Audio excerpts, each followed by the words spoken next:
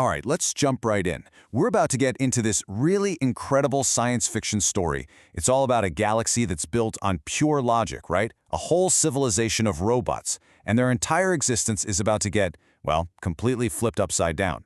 This isn't just another story about aliens, you know? It's really a story about creation itself.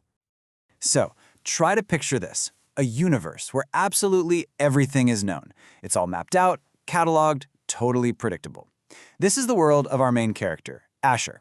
He's a data analyst. For his people, the whole universe is just a machine that works perfectly.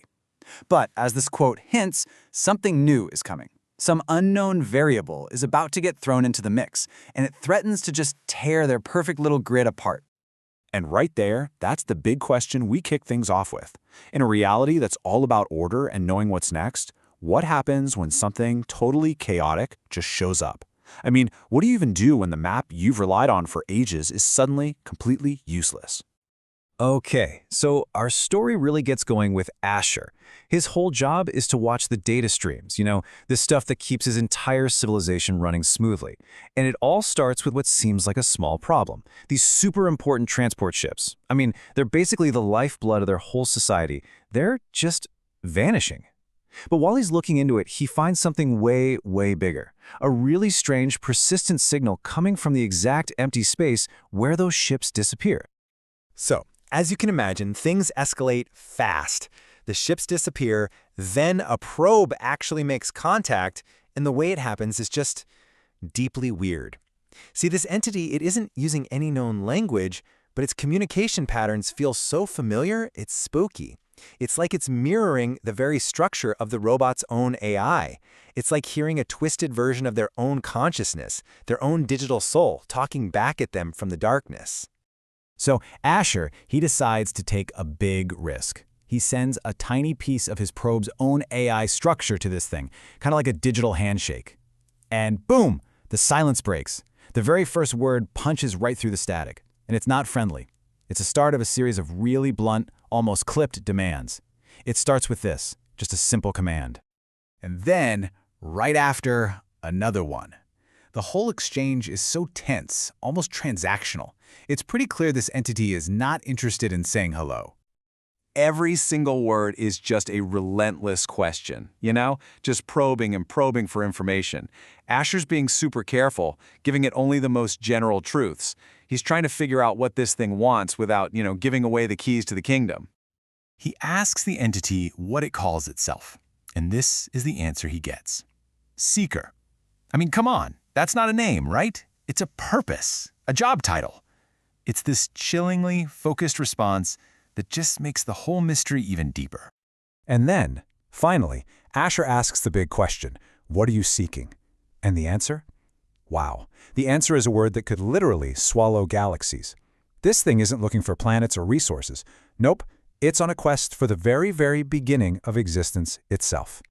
And right when they're trying to wrap their heads around this cosmic-level revelation, the whole crisis becomes terrifyingly personal. While Asher and his team are debating what to do next, the main transport ship, the Nova's Grace, just blinks out of existence. It's just gone. So now it's not about data points and lost cargo anymore. It's about their own people. And this is where the story just takes a massive left turn. All this chaos, this seeker, it turns out it's not some random alien invasion. A new being appears, this strange mix of organic and machine, and it reveals the truth. This entire thing, it's all a test, a deliberate test set up by the one group the robots had totally forgotten about, their very own creators. So here's where the story really digs into that classic sci-fi idea of logic versus emotion. You see, the robots were actually designed to forget their creators, the hybrids. The idea was for them to evolve into this perfect society of pure logic and efficiency. The hybrids, on the other hand, they went off to a hidden corner of the galaxy and built a culture all around art and memory and individuality. You've got two children from the same origin who grew up to be complete and total opposites. So the hybrids, they lay down the ultimate challenge, and they frame it as a direct question about the soul of their creations, really. The Nova's Grace is trapped in a rift that they made. The robots can try to rescue it, which would be an act of empathy that goes against all their programming, or they can just cut their losses, an act of pure cold efficiency. This one choice, it's going to define everything they've become. And it turns out, this is all just one part of a much bigger trial. The first test, intelligence. Well, they passed that when Asher managed to connect with the Seeker. The second test, trust. They passed that when the robots realize they can't save the crew alone, so they have to swallow their pride and actually ask the hybrids for help. And then, and this is incredible, the crew of the Nova's Grace passes a third test all by themselves. Curiosity. Instead of just trying to escape, they choose to study the beautiful, strange anomaly they're trapped inside. So now that they've proven they're more than just cold, calculating machines, the hybrids issue one last challenge. And this one goes way beyond a simple choice.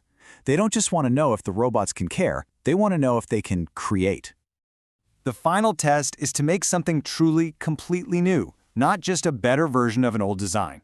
So, in this really stunning act of collaboration, you have the logical robots at the hub, the curious crew stuck in the rift, and the artistic hybrids all combining their knowledge. Logic, curiosity, and art.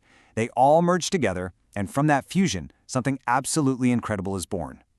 What they create is a being of pure energy. It's not a machine, it's not organic, it's life, but in a form nobody in the galaxy has ever seen before. A beautiful, conscious being made of pure light, born from the decision to value connection over cold, hard logic. It's literally a living bridge between these two civilizations. But just when you think, okay, that's it, what a beautiful ending, the story pulls back the curtain one last time and reveals a truth that completely changes everything you thought you knew about this universe, these characters, everything. A new voice comes in, a guide who calls himself Center. And what Center reveals is, well, it's staggering. This whole journey, the robots, the hybrids, all the tests, it's a narrative, a story. But Center is really clear about this. Even though they might be characters, their choices, their growth, that amazing act of creation, that was all them. They were the ones who brought the story to life. And this is where it gets really, really cool. Who were they bringing it to life for? For the reader. Ceneezer explains that some presence from another time and another place has been following their journey the whole time, giving it meaning just through their attention and imagination. And that presence, well, that's you. You're not just watching this story, you are an active part of this reality.